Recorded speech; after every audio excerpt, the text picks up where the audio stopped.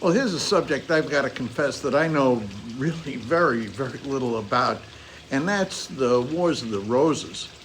And I picked up, because I know very little about it, I picked up this book by Dan Jones, which is entitled The Wars of the Roses, and it's about the transition from the Plantagenet dynasty in England up to the Tudors with Henry VII.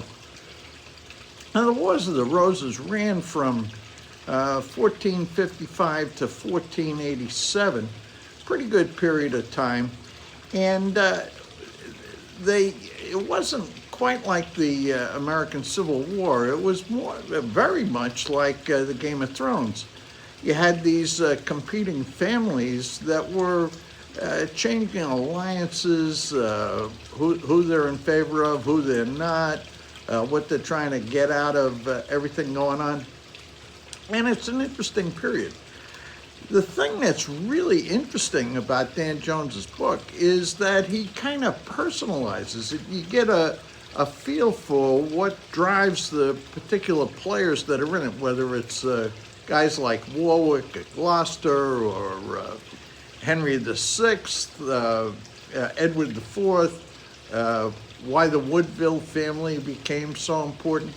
And he paints very clear, almost, I'd say, cinematic pictures of what was going on during that period.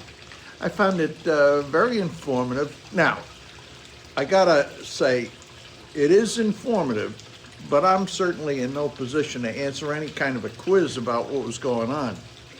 The thing that really struck me when I was reading this book was thinking about William Shakespeare's Richard III. We've got these players at the start of it, where Edward IV is trying to pull together and eliminate the conflict between Hastings and Buckingham and Woodville and Warwick and all of that kind of stuff.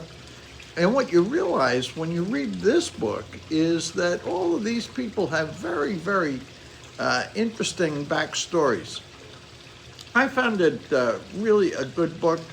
I could see where, in a way, it would inspire the Game of Thrones, the guy who wrote Game of Thrones.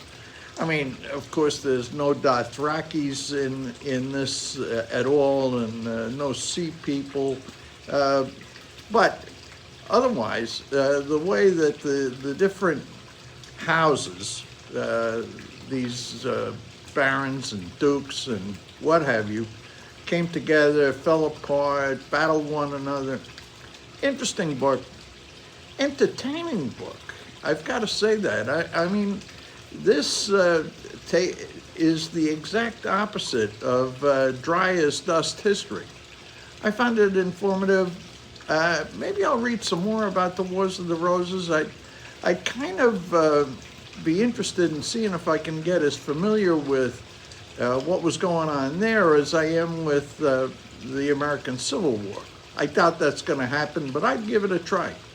Anyway, for those of you who are like me, who don't know very much about the Wars of the Roses, other than the name, I think you would find this book very interesting, very informative. I sure did, and I'm very happy to recommend it. That's this week's recommendation. Dan Jones, The Wars of the Roses. I'll see you next week.